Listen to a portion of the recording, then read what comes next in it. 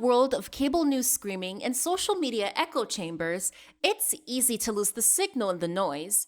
Every day, policy is debated, votes are cast, and your tax dollars are spent.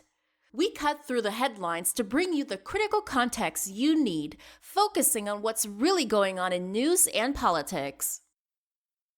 Welcome to the Analytical Iowan Podcast. This is your daily dose of fact-driven politics. Let's analyze today's news. Here's Eric. And we are back here on the Analytical Iowan Podcast. It is Sunday, January 11th, as I'm recording this. Now recording it once again later in the day than I would like to. Hopefully I still get it up yet today. Otherwise, it may go up in the morning hours of Monday, barring any technical problems. And if there is some problems with the upload, it may end up having to be up later Monday. And then I'm going to record Monday's podcast probably still later than I would like, but it's also going to hopefully be up tomorrow. So you may get a double podcast, if you will. We got a lot to talk about because there's always a lot to talk about with this administration.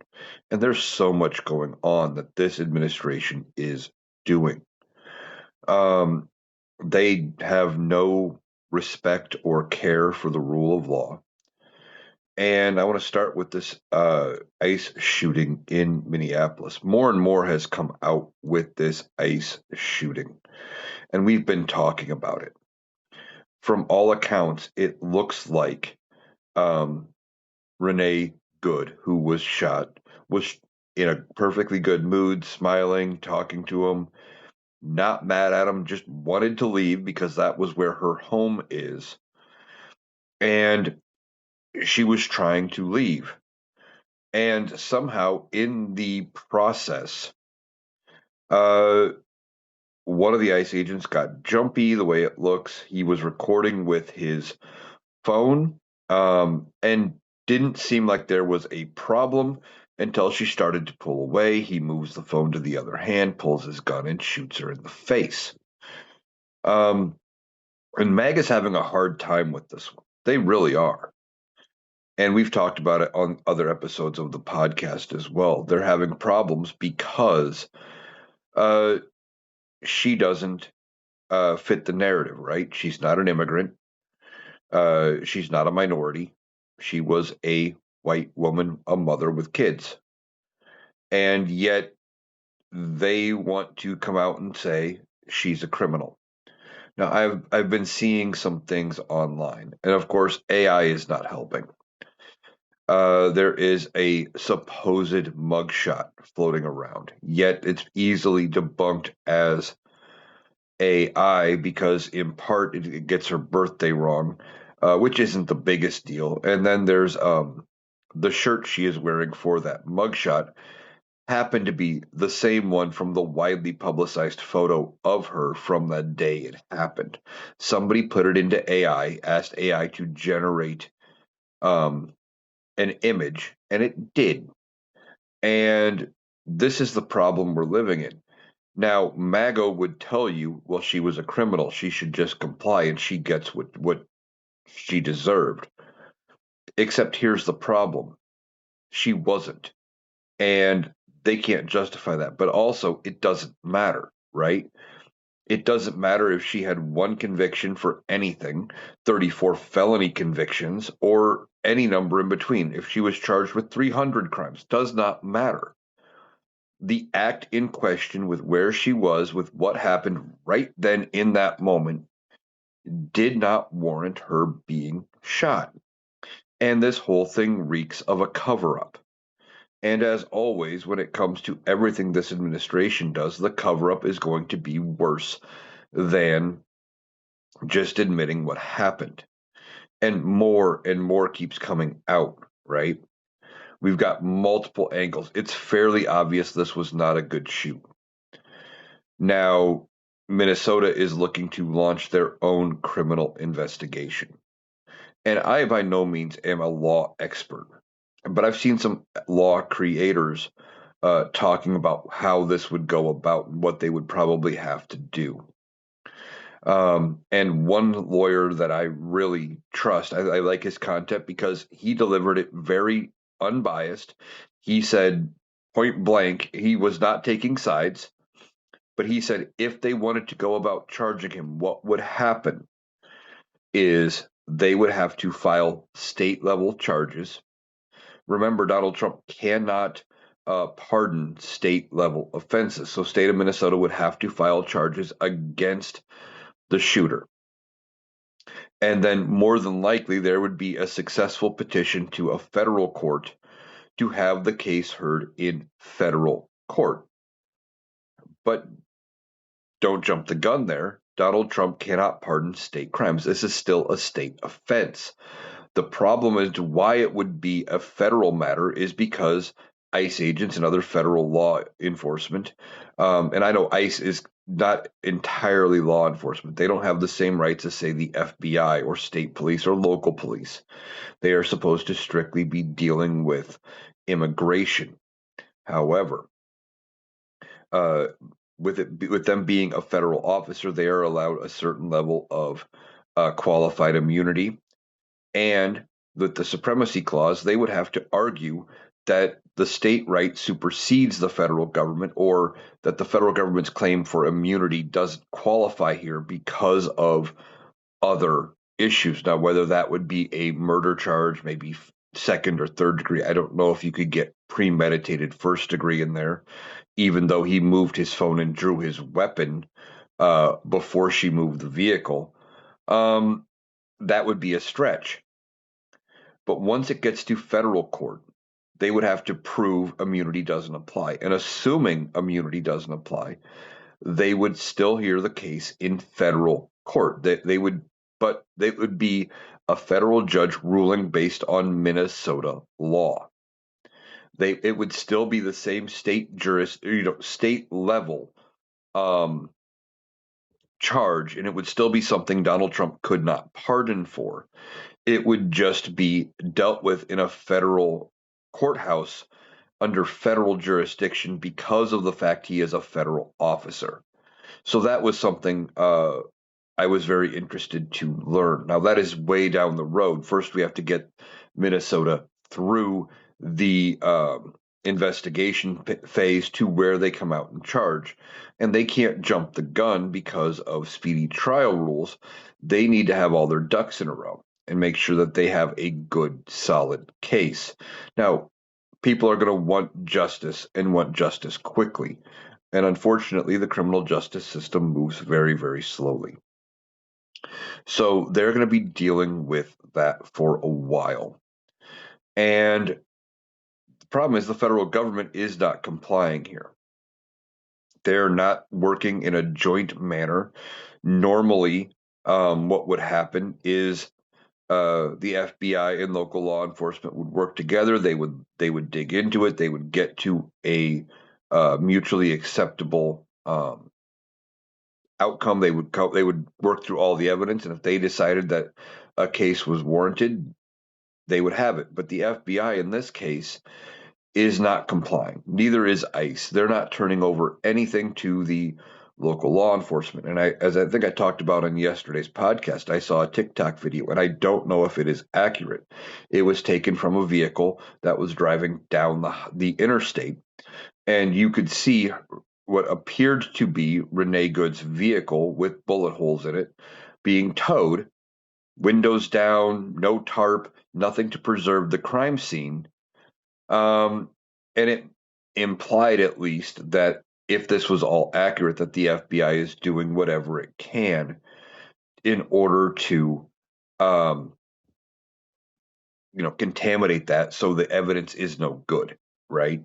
They want to bring in reasonable doubt because if he is found not guilty, which not guilty is not the same thing as innocent, it just means that the prosecution did not meet their burden of proof beyond a reasonable doubt, which means that the defense is able to put in some kind of suspicion. And if they've tainted the evidence, well, that could cause suspicion. And it could lead to something. Now, This is going to be a long time going, and it is not going to be the easiest of cases for the state of Minnesota to bring. Um, but this is just going to be the first, if they do bring charges, this is going to be the first of many against federal ICE agents. Now, they're going to be getting charged, maybe not now, but down the road. We're seeing all kinds of footage and video of ICE, how they're reacting. They're shoving people into traffic.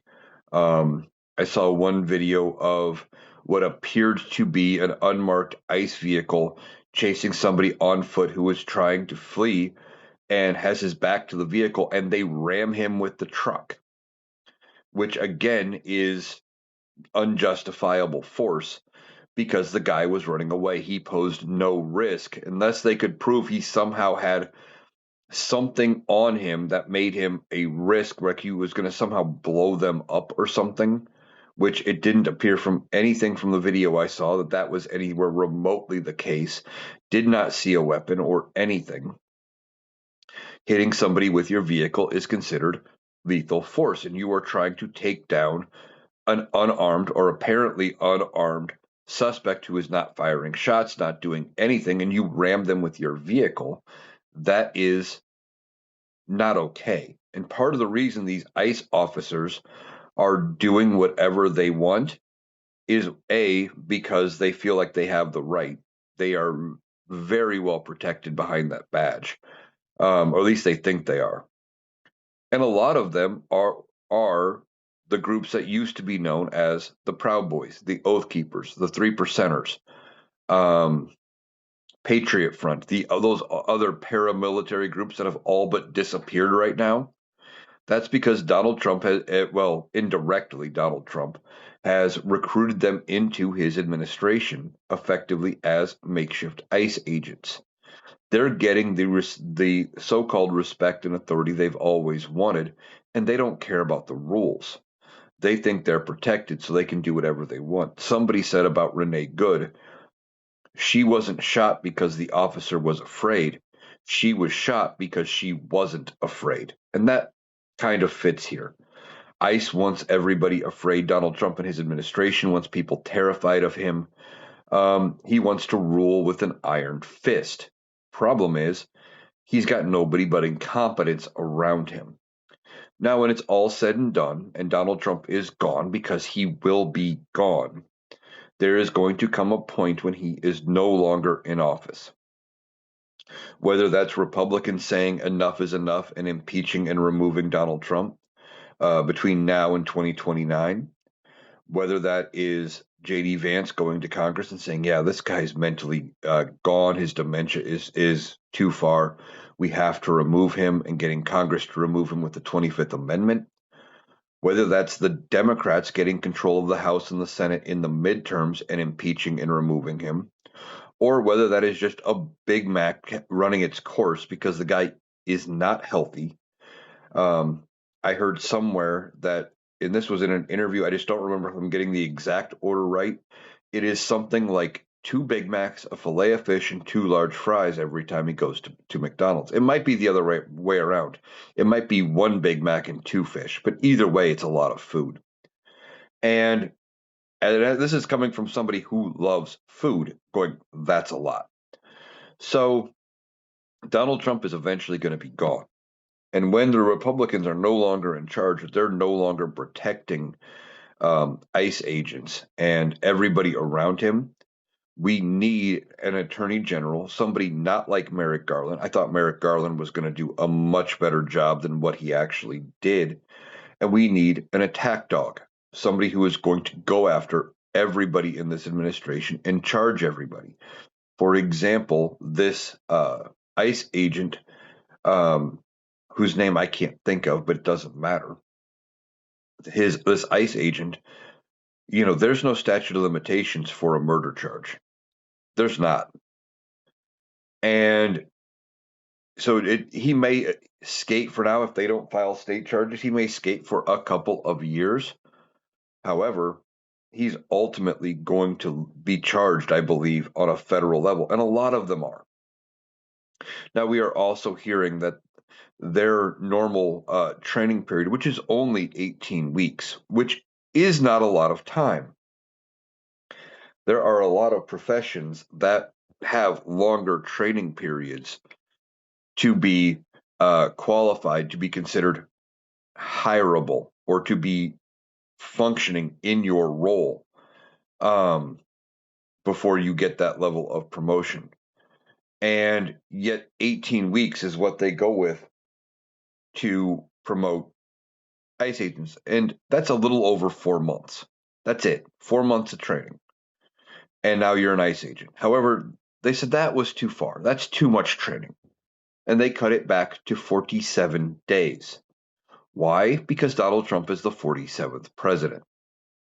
That's the level of incompetence we are dealing with here.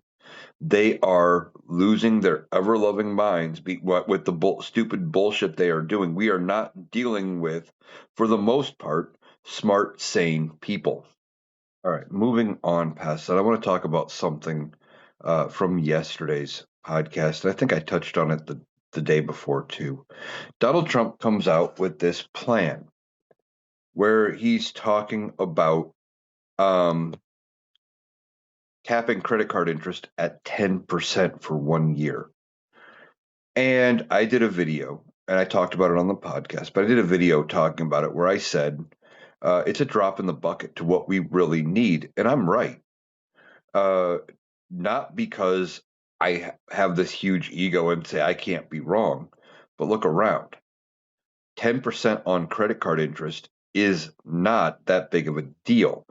I mean, it'll help some people, but when you're talking about rent in some cases being, uh, well over what people are even able to make, we're talking even around here, a lot of 1 to 2 bedrooms. We're talking anywhere from $800 to $1,000 in my area.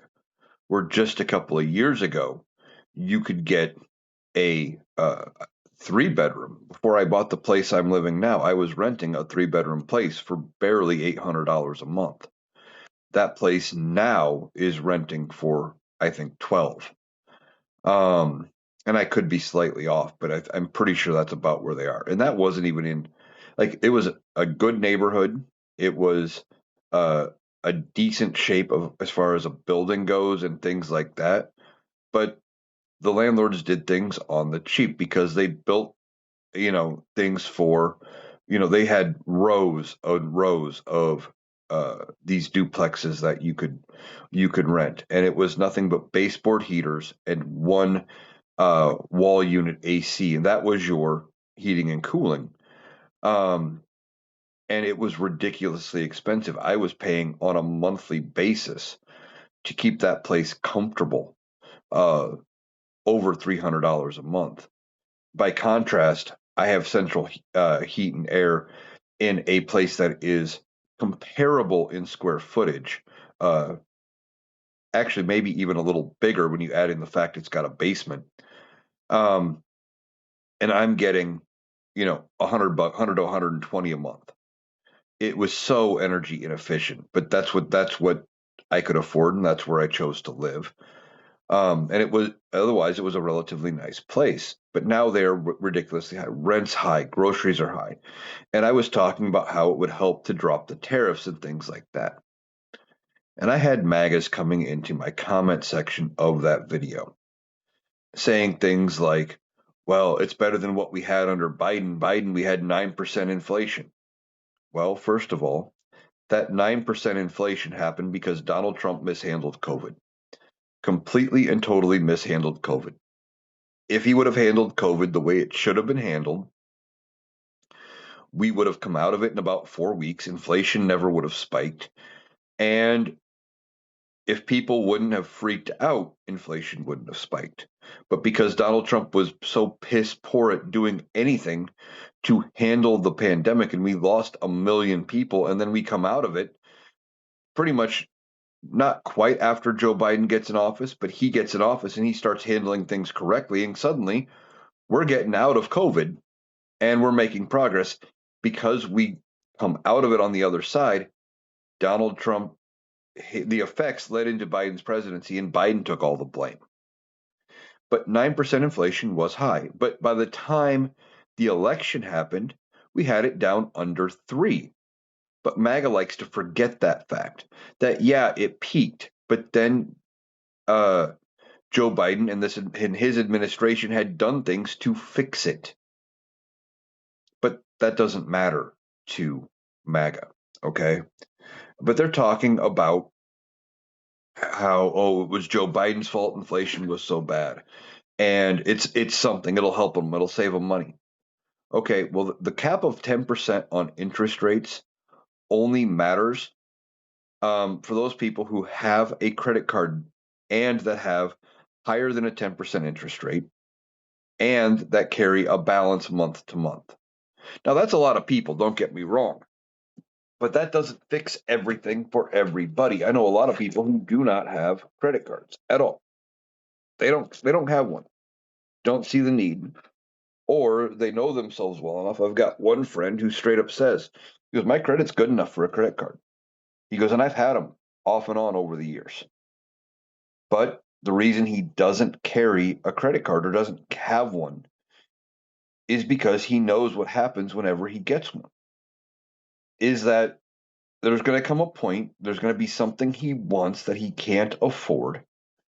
And instead of budgeting and waiting for it and getting it later, he's going to decide that now is the time to go buy it because he can put it on the card and he'll deal with it later.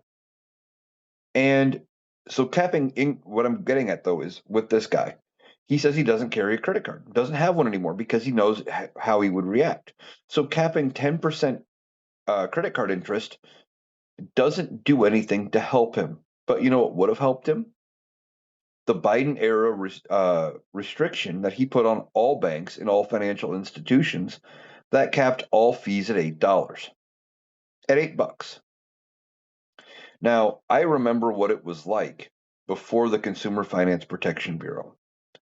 And that came about after 2008, where they started putting in some rules as far as how banks had to deal with uh, transactions and how banks had to deal with fees and trying to make things better for everybody. Okay. And one of the things I remember from my youth, and I was rather, I was an adult, but still rather green, spending money I probably shouldn't have been. And I got myself into a little bit of trouble multiple times. And before the Consumer Finance Protection Bureau, I remember the bank I was with at the time, I overspent by a lot. And I had something big come out. Don't remember what the bill was for, but I also had like 5 or 6 small things come out. And what the bank did was what they could have done was paid all of the small things. I had enough money for all of the small things.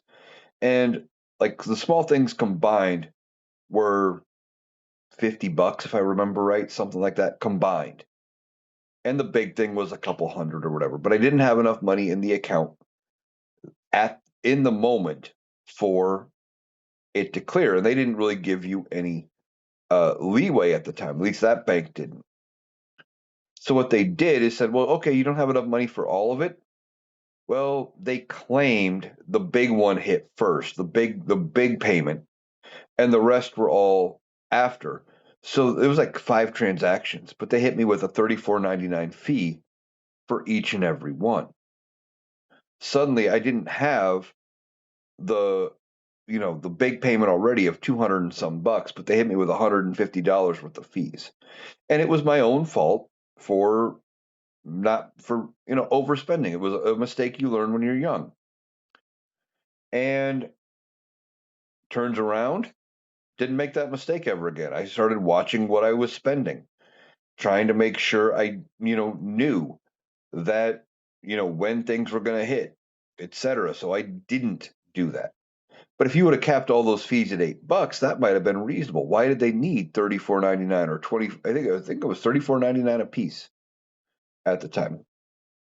Doesn't matter. Point is, they charged ridiculous fees, and then because they sent all those payments back and they charged me fees, well, Then they started charging me fees like every so many days until I brought my account current and I had money in there. And they were charging me fees on top of fees. And those things all changed with the Consumer Finance Protection Bureau.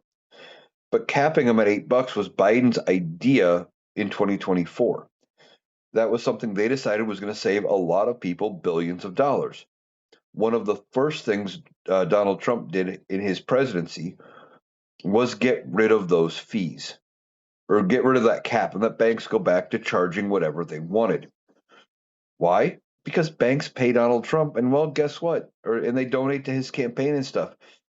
And he figures if he makes it easier on banks, well, they're going to be nicer to him when he needs a favor and he needs money. That's not out to help anybody. And cutting interest rates to 10% only helps a fraction of people. There are so many other things this administration could do, like finally backing off the tariffs.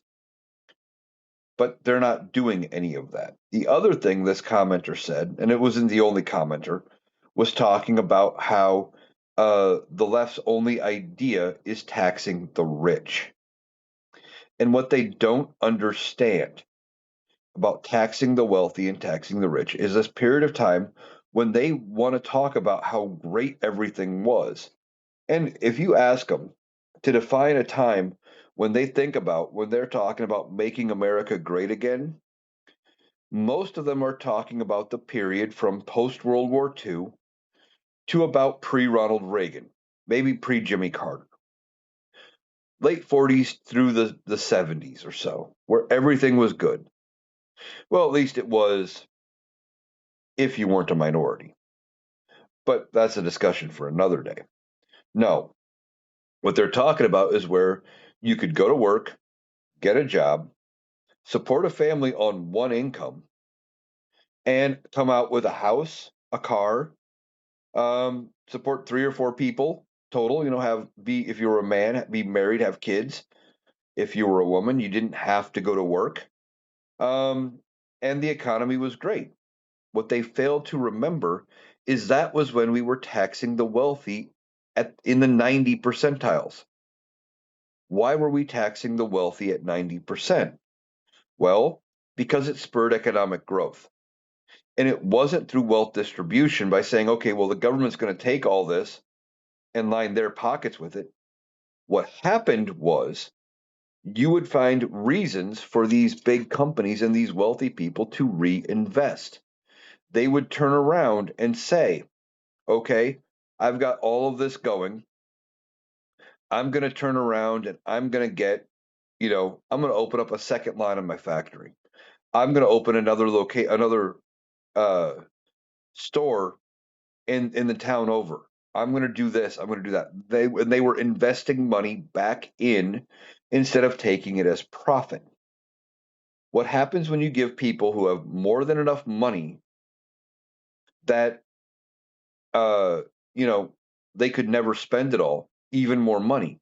It sits in a bank account, or they buy something they don't need, right? And I'm not against wealthy people having money. Let's There's a TikTok creator and a YouTube creator, Tom Powell Jr. You may know him. And he talks about regulated capitalism. And basically, he says, and I kind of agree with this take, that if you want to make money in a capitalist system, everybody underneath you in your business should be taken care of, and then you can make as much money as you want. What does he mean by that? Well, effectively, what he means is if you're a big multi-billion-dollar multinational company like the largest retailer in the world, uh, Walmart, for example, Walmart has some of the highest rates of employee dependability on government assistance. Employee dependability. They're getting paid to work for Walmart, but they're not getting paid enough that they don't still qualify for food stamps and other government assistance, and they need that to survive. But yet they make some of the biggest money in the world as a company. They should not be able to keep making that kind of money if their employees are not taken care of. Now, if their employees were all sitting living comfortably and none of them needed assistance. And I know there's always going to be a few that need assistance for whatever reason, whether they're on disability and they can only work so many hours, etc., whatever. But the majority of their employees should not be on assistance. And that's the problem here. When we talk about taxing the wealthy, we are talking about putting in systems so that the wealthy are encouraged to turn around and improve the lives of Americans, improve the lives of the people working for them, and spur growth. The other thing we need to do beyond just taxing the wealthy, and I didn't get into this in the TikTok video I made about it, but we need to close some of these loopholes. And one of the loopholes that a lot of these very wealthy people use is they use the capital gains. Now, they get other things in lieu of actual money when they are running a company. For example, I'm going to pick on Elon Musk. Okay. Now, he got, as part of his bonus compensation for owning Tesla and being the CEO of Tesla, he gets stock options for Tesla. Okay. And instead of giving him as much money, they give him stock. Now, as long as he owns the stock for a year and a day because of capital gains rules, he does not have to pay income taxes on whatever he made. He doesn't pay taxes on it. So he gets to get the stock, usually for free, keep it for a year and a day, and turn around and walk away. If he sells it all, well, then he gets all that money free and clear. No big deal. But beyond that, what else does he do with it? Well, a lot of them, they take that stock, put it in a portfolio, put it in an account, and then they go to a bank and say, "Hey, Mr. Banker, see, I've got $10 million worth of stock in Tesla. You know, what can you give me for a loan on it?" And maybe they get 5 million in a loan. And I'm making the numbers are probably actually much higher than that. But they get these big dollar loans on the stock. And then the stock portfolio is used as collateral for the loan. Well, you don't get charged income tax on a loan. So then the next year comes around, they get more stock, they turn around, they pay off the first loan, or they make another investment that pays off and pays a dividend or something that they don't have to claim. And then they turn around and pay off the loan. And then that's how they're getting around all of this. We need to close some of those loopholes and start taxing the wealthy on uh, everything that's going on and making it so they start paying their fair share. When people like Donald Trump come out and say, when he was caught having not paid federal income tax for multiple years because he didn't owe any tax because his businesses had either lost money or he found loopholes to avoid paying his taxes. He goes, "Well, that just makes me smart. I'm just a smart businessman. You can't be mad at me for being smart." That's a problem, right? Donald Trump and people like him pay less federal income tax than most average Americans, and that is a major problem we have to contend with. Okay, now, um, now Donald Trump took to Truth Social yesterday or last night, I think, maybe the early morning hours this morning, somewhere in there, not entirely sure where, and said basically he may end up vetoing the Affordable Care Act subsidies should they make it to his desk. Why? Well, main reason is because it's Obamacare. And he's irritated and mad that Obama has something that is actually successful and popular. And he's jealous of that. He's jealous of the popularity of Barack Obama and Obamacare, and he wants it to fail. Now, they don't have a plan to replace Obamacare, to replace the Affordable Care Act. They just don't. So, what are they going to do? Well, I don't know. And I still think you can get Donald Trump to sign it. And there's a couple of ways I think you could get him to sign it. Now I had a MAGA in my comment say, "Well, tell them that children are gonna lose their insurance, and oh, he'll care. He'll care because children are getting hurt." And no, no, he won't. I'll get to that in a minute. Um, but here's how I think you could get him to sign it. One, tell him, "Hey, Donnie, we need like some time to get your plan through. We want to make sure your plan works. Um, so if you sign off on this extension, that'll buy us the time we need to make sure your plan doesn't fail and you don't look like a loser." That would be one way. Or you tell him that he would look like the hero for saving it and that everybody would love him. That's another way. Or you tell him, you put a little rider in the bill and say, "Hey, we're going to call it Trump Care from now on instead of the Affordable Care Act." Donald Trump may be all willing to save it if it means it gets named after him because he thinks he would get credit for its success going back to the beginning of when they called it Obamacare because, well, everybody would start calling it Trump Care, and oh man, I'd be so loved, and oh, that would really stick it to Barack Obama. That's how petty Donald Trump is. But let's go back to that. Um,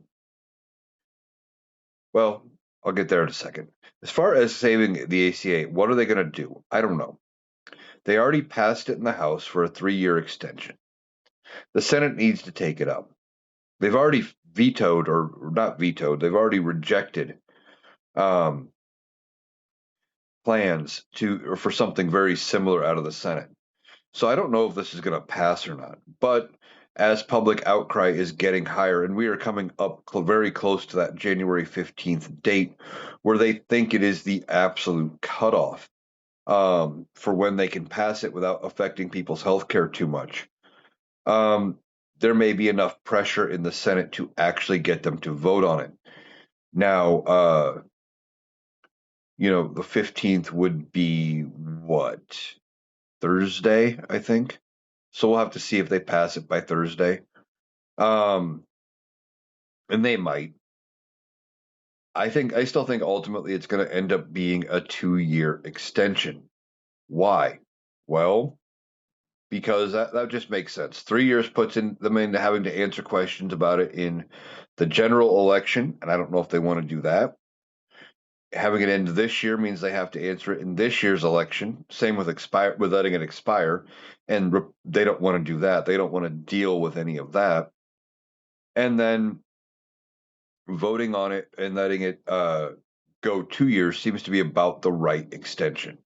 So I still think that may be where they settle. But now that the 3 years has passed the House, maybe that is ultimately where it ends up. Now, what could happen is the Senate could take this bill up.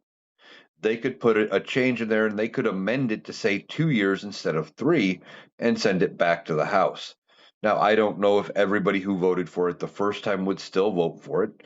There's never a promise or a guarantee that they would vote for a change if it meant fewer years, but you would think that they would. Now, let's get on to that comment that the MAGA left in my comment section about Donald Trump and caring if children get hurt. Donald Trump has never cared if children got hurt.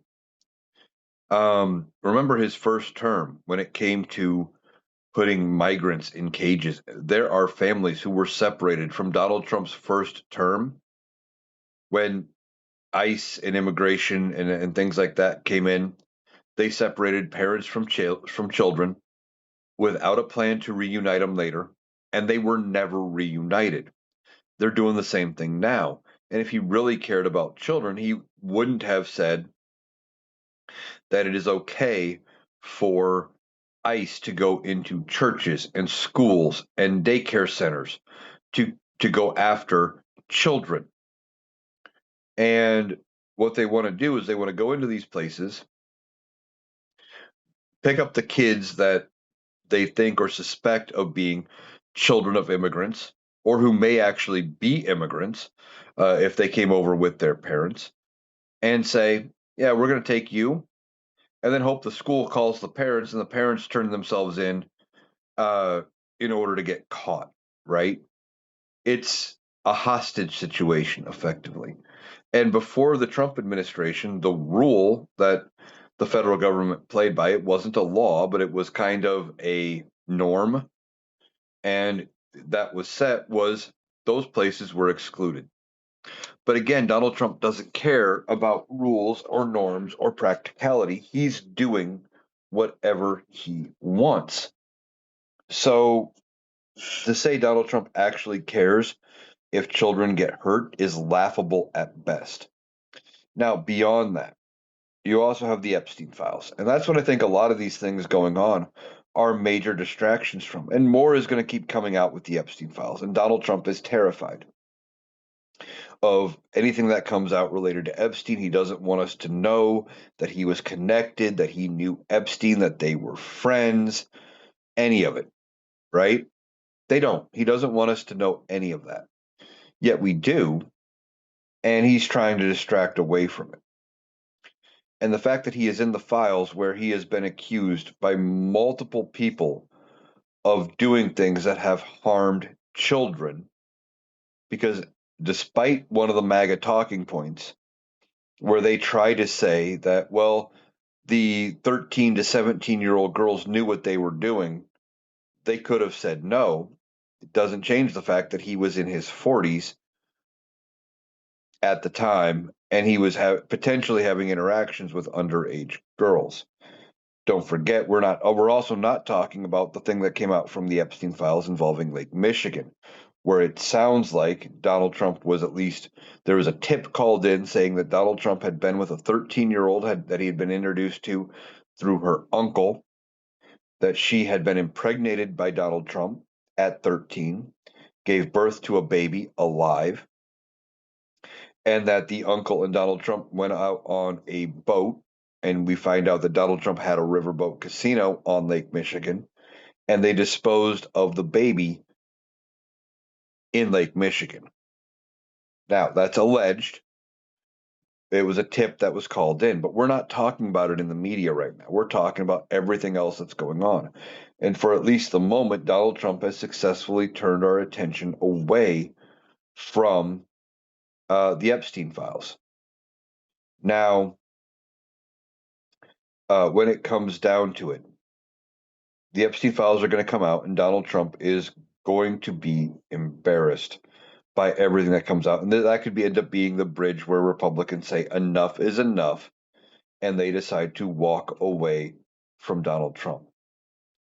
Now, we've got this thing going on in Venezuela where Donald Trump goes in, they capture the president, Maduro, bring him to the United States to face trial. And he had the opportunity. They were going to install a new leader. Now, they didn't fully change the regime. They installed, or allowed to be installed, Delcy Rodriguez, the vice president under Maduro. Okay. Except the evidence pretty much shows that Maria Machado, was the one who won the 2024 election by like a 2-to-1 margin. But the ruling council that oversaw the election voted that Maduro won, and that's who became president. Now, Donald Trump had basically said, and people inside his administration are saying, that one of the reasons why Machado was not put in as the president after they got rid of Maduro was because she refused to turn over or to, deny accepting the Nobel Peace Prize in favor of Donald Trump. That she should have stepped aside and allowed Donald Trump to just have it. And so because of it, Donald Trump is butthurt, and, he decided he wasn't going to put her in charge. So instead of actually making a legitimate regime change because Donald Trump's feelings were hurt, they turn around and they say, we're putting in the vice president under Maduro, this guy who was so awful that we had to go in and get rid of him. We're just going to make him, or make her, the VP, now the president. Doesn't make a lick of sense. But see, Machado came out and said she would be more than happy to share the Nobel Peace Prize with Donald Trump. And that's not how that works. And even the Nobel Committee came out and said that's not how that works, that the decision stands for all time.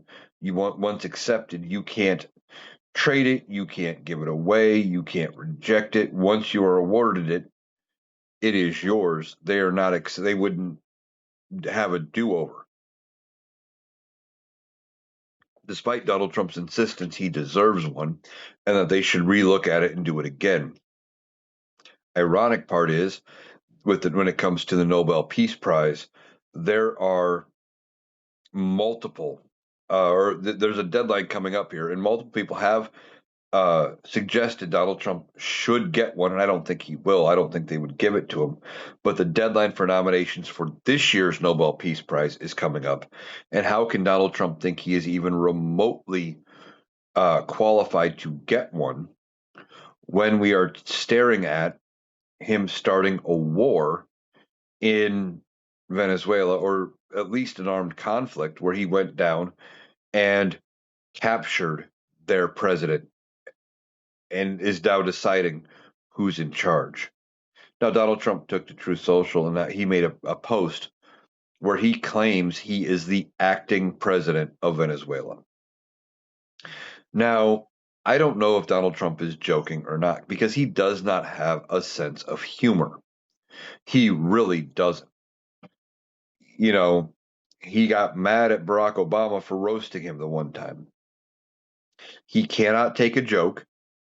I've never seen him actually tell a funny joke. Everything he says that is supposedly a joke is usually just cruel. And when we call him out for being cruel, his supporters come out and go, "But he was joking. Take a joke. He's funny." Because they don't want to believe he's doing the harmful things he is actually doing. Now, of course, what Donald Trump doesn't realize is by saying he's the acting president of Venezuela, that is setting up a dangerous precedent. He's trying to say that we now run and control Venezuela. And of course, that should not be the case. And they're saying, or he's trying to say, that he gets all deciding power, which again is not how that works. There is a president in Venezuela. Donald Trump thinks he gets to just tell this president, Delcy Rodriguez, how it all goes, and that's not going to be the case. But see, he's not used to, and he's never been used to the idea of being told no. It doesn't happen in Donald Trump's world. It just doesn't. He doesn't get told no, and we have to deal with the fallout from that. It's just in poor taste. It is a dumb idea. And I think Congress should be taking notice that this is not a joke. This is how he views himself. And I hope that the Republicans in Congress are actually considering uh, where to go from here. Now, Donald Trump has been ramping up the rhetoric on Greenland. And of course, he has been telling the Pentagon he wants strategies for how to go about taking Greenland. And what have they told him? They told him no. Why? Well, because it's not our job. First of all, they said it's an illegal order. We can't invade an ally country. But Donald Trump doesn't care about alliances at all. He should, but he doesn't. And he wants Greenland so badly. I think in part because when you look at the Mercator projection of the map, which is not an accurate depiction of how big the scale of the world is, because a lot of times it has the United States covering a big chunk and covering actually the halfway point of the world as far as where the map is. It'll show the equator in the right spot, but if you look at it, it's not actually at 50% of the map. And he looks and sees how big Greenland is, and it looks like this big giant landmass, so he wants it.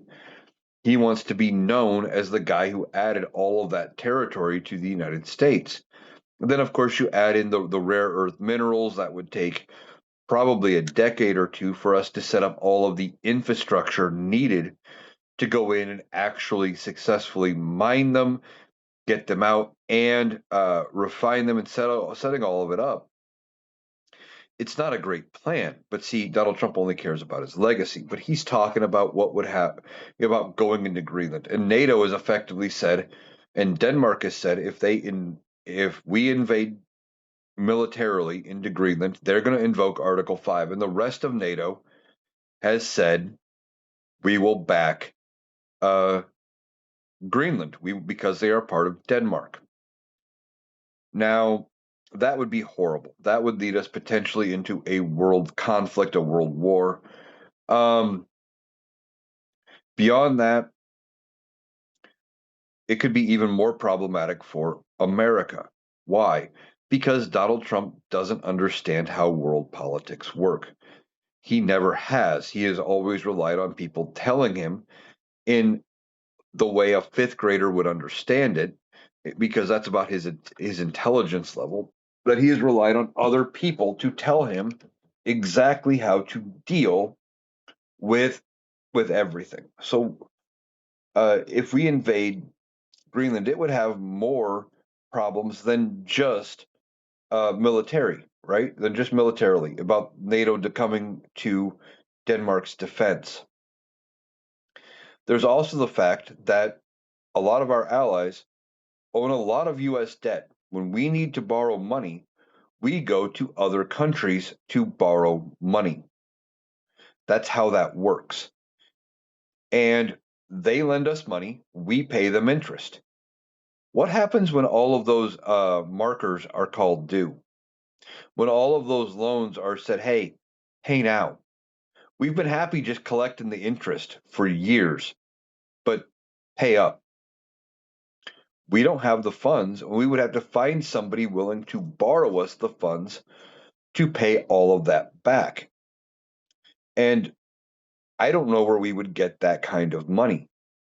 Again, we've let our debt get out of control, but because Republicans won't let us tax the wealthy and actually start getting us into a surplus and paying it down, despite the claim that that's what they want to do, they like to give more and more tax cuts to the wealthy. We would be in trouble if they called home all the markers, called home all the loans and said, pay up now. Then there's the other problem. We have thousands, I believe. I know it's at least hundreds, but maybe even thousands of bases. It's hundreds of bases in Europe. Hundreds of bases. Okay. What happens when our allies say no more? And they say, yeah, you're no longer welcome. We're revoking your lease.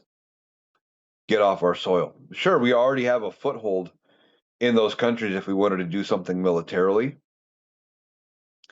But what's going to happen? But could we really go up on that many fronts against that many places? Is Donald Trump really willing to risk it? What happens when all of the European countries say, get the fuck out? And we're no longer allowed to have bases in their country because Donald Trump is trying to make a claim for Greenland. Now, he made a couple points about Greenland and he doesn't even realize how he fucked up. Okay. Denmark has had a claim to the island of Greenland since before we were ever colonized. Okay. Period. They've had a claim for like 500 to 600 years minimum. We've only been around like 4 top end. And we've only been a country for 250 this year, at least where we were recognized as an independent country. So Denmark has an absolute claim, but he comes out and says, well, just because you landed a boat there does not give you claim to that land. Well, if that's the case, that means we don't have a claim to any of the United States. There were people here. They all had their own territories. We call them Native Americans. Donald Trump would call them Indians, or probably something worse. So by Donald Trump's own logic, we should also be all forced to leave and go back to Europe or wherever, basically. This is the problem with Donald Trump. He thinks he's doing something and he fucks up every single time. Beyond that, he keeps talking about how he doesn't want, uh, he thinks Russia and China are going to make a play for Greenland and he doesn't want them that close. Yet they have made no indication that they are going to do anything of the sort. But he talks about how he doesn't want Russia to be that close. Well, mainland Russia and mainland Alaska are like 50 miles apart. But it gets even worse. There's an island out on the Alaskan archipelago, the little tail on Alaska. And I can't remember the name of the island, but there's the small one and there's a bigger one. And the bigger one is owned by Russia. We have the smaller one, I think. Doesn't matter which way it is. But they are both considered. One is considered part of Alaskan American soil, the other is considered Russian soil. They're 2.5 miles apart. We are 2.5 miles from Russia at our closest point. This is where Donald Trump doesn't know anything, but he talks like he knows everything. Donald Trump is a raging narcissist and an idiot, and those are bad combinations to be put together. All right, so that's going to do it for the Analytical Iowan podcast for today. I'm going to be back tomorrow with even more to talk about because there's always stuff to talk about. We're starting another week, and we will have to see what Congress does with any of the issues going on and seeing if they start to hold anybody in this administration accountable for anything they've done. So I want to thank you for taking the time to join me. I hope you have a great day, and we will be back tomorrow.